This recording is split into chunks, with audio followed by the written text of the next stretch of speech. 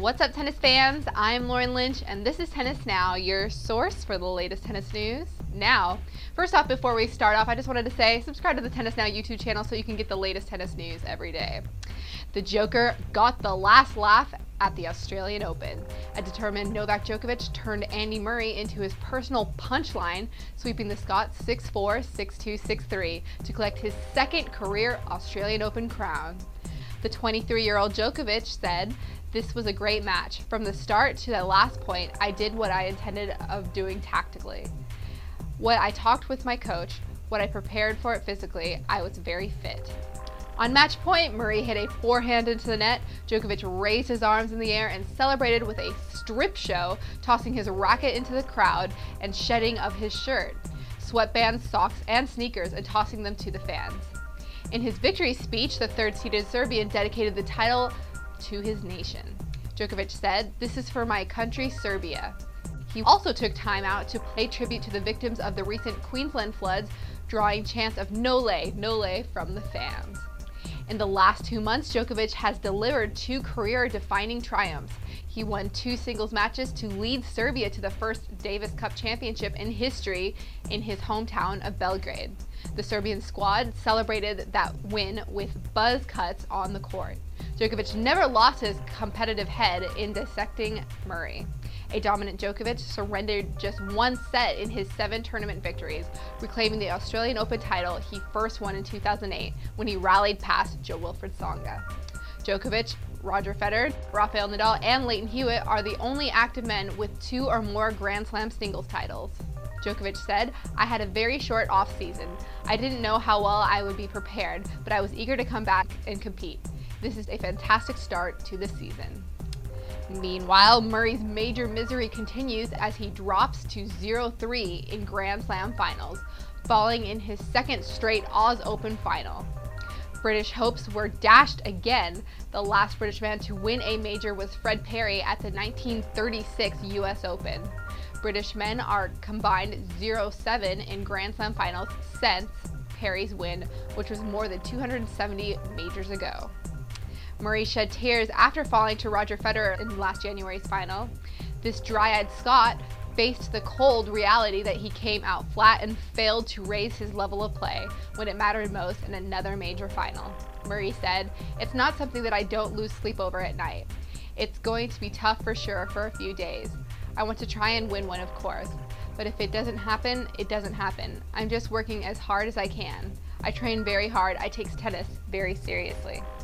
Renewing a rivalry that dates back to their junior days, Djokovic and Murray were born 7 days apart, but Djokovic put immense distance between his practice partner by winning 7 straight games to turn a 4-4 deadlock into a 6-4, 5-0 lead.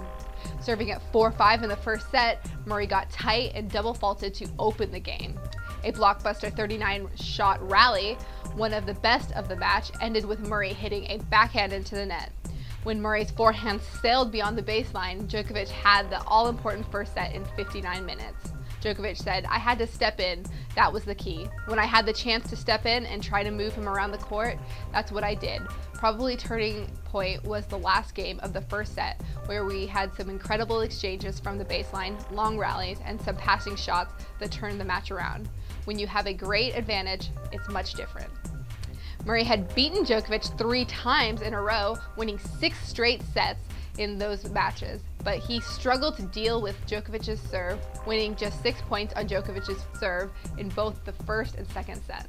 Murray said, "He played great. I mean, I would have liked to have played better, but you know, I think he would have beaten every other player on the tour if he played like that tonight." The lanky Serbian swept a trio of top 6 ranked players in succession. 6th ranked Thomas Berdych, defending champion Federer, and the 5th ranked Murray, raising his record to 13-1 in his last 14 major matches. Since the 2005 Australian Open, only 4 men, Djokovic, Federer, Nadal, and Juan Martín del Potro, have won Grand Slam singles titles, and after delivering the most commanding performance of his career, a delighted Djokovic declared, "These are his tennis dream days." Djokovic said, "Davis Cup title and another Grand Slam title. I'm living the dream of a tennis player, definitely." Moving on, former British #1 Henman can relate to Andy Murray coming up short in the majors. Henman was a 4-time Wimbledon semifinalist and says he hopes British fans will continue to support Murray. Henman said, "There will be a lot of scrutiny back home. There are some great champions who went on to win after losing Grand Slam finals like Andre Agassi and Ivan Lendl. But at this moment, it's hanging over his head and it will be a long flight home." And he has had a fantastic tournament, but having come up short again, I hope the people around him can continue to support him. The 5th-seeded Scot has failed to win a set in his 3 major final losses.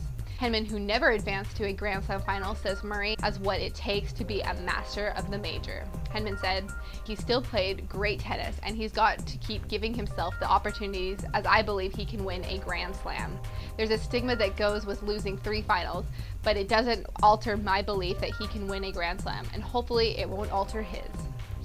Well, that wraps us up for today, tennis fans. Be sure to subscribe to the Tennis Now YouTube channel. Just click that button right up there. And follow us on Facebook and Twitter, as we'll be giving you the latest from all the rest of the tournaments for the rest of the year. I'm Lauren Lynch, and this is Tennis Now. Thanks for watching. See you Friday.